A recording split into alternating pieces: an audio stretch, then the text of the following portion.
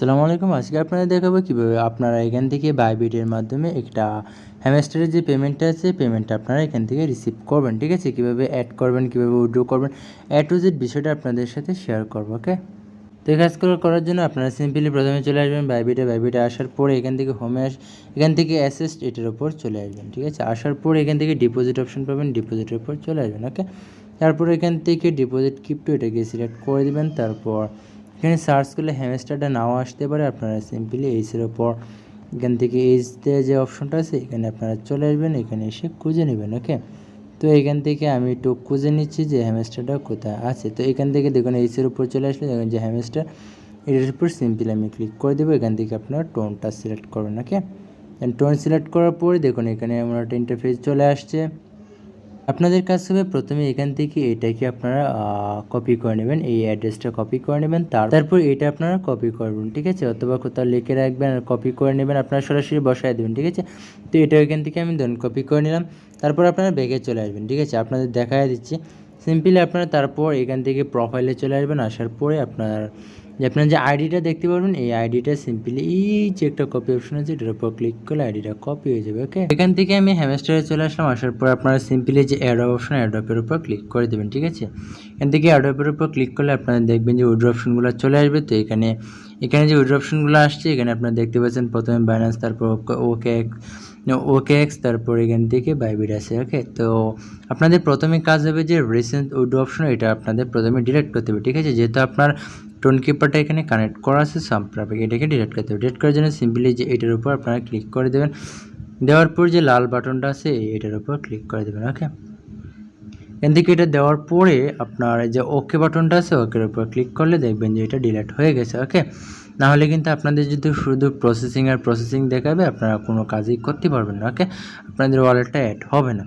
তারপর এবার দেখুন এটা ডিলিট হয়ে গেছে। এখন আমি এখান থেকে বাইবিটটা আমি সিলেক্ট করে দেবো। ঠিক আছে, এখান থেকে আমি বাইবিটটা সিলেক্ট করলাম। তারপর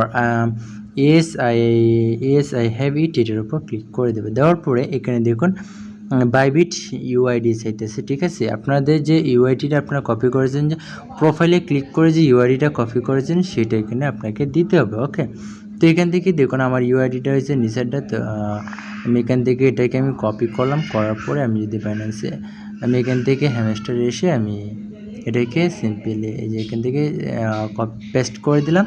তারপর এখান থেকে আপনাকে অ্যাড্রেসটা দিতে বলছে। তো এখানে আমার যে হ্যামস্টারের যে অ্যাড্রেসটা আছে আমি কিন্তু সাইডে দেখায় দিচ্ছি কোনটা কি, তারপর আপনারা দেখে অ্যাড করে দেবেন। ওকে, তারপর এখানে হ্যামস্টার যে অ্যাড্রেসটা আছে অ্যাড্রেসটা আপনার এখানে দিয়ে দিলাম। ওকে, তারপর যে মেমো অ্যাড্রেসটা, যে হ্যামস্টার অ্যাড্রেসের নিচে যে অপশনটা ছিল মেমো, এই মেমোটা এখান থেকে আপনারা কপি করে নেবেন চাপ দিয়ে ধরে। ওকে, তো এখান থেকে দেখুন আমি চাপ দিয়ে ধরে এটাকে কপি করে নিলাম। তারপর এখানে এসে মেমোটা পেস্ট করে দিলাম। ওকে, ডান। দেখুন এইগুলো পেস্ট করে দেওয়ার পরে কিন্তু সেভ যে এটা কিন্তু চলে এসেছে। ঠিক আছে, তারপর এগুলো আসার পর আপনারা হুটহাট করে সেভ দিয়ে দেবেন না, আপনারা এখান থেকে ভালোভাবে চেক করে নেবেন যে কীভাবে এখানে মানে এগুলো করতে হবে। ওকে, তো এখান থেকে আমি যদি ব্রাইটনেসটা আরও বাড়াই দিই তাহলে আপনাদের বুঝতে সুবিধা হবে। যাই হোক, আপনারা হুটহাট করে এখানে কিন্তু দিবেন না, আপনারা এখান থেকে অবশ্যই দেখে চেক করে তারপরে এখানে দেওয়ার চেষ্টা করবেন। ওকে, সব কিছু ঠিক থাকলে এখান থেকে আপনারা সেভ সেটার উপর ক্লিক করে দিলে দেখবেন যে এটা আপনাদের সেভ হয়ে যায়। ওকে, ডান। দেখুন এটা বুম, ঠিক আছে, আমাদের কিন্তু এটা অ্যাড হয়ে গেছে। তারপর থ্যাঙ্কসের উপর ক্লিক করলে আপনাদের কিন্তু কাজ শেষ। ঠিক আছে, এখানে আপনারা দেখতে পারবেন যে আপনাদের যে এটা কিন্তু আপনাদের দেখাবে। যে এখান থেকে দেখুন আমি যদি এখানে চলে আসি, তারপর এই দেখুন এটা কিন্তু হয়ে যায়, এটা কিন্তু আমাদের টিক চিহ্ন চলে এসেছে। তো এখান থেকে আমার টিক চিহ্নটা চলে এসেছে, বাকিগুলো কিন্তু কালোর মতো হয়ে গেছে। ওকে, এটা কিন্তু আমাদের আছে।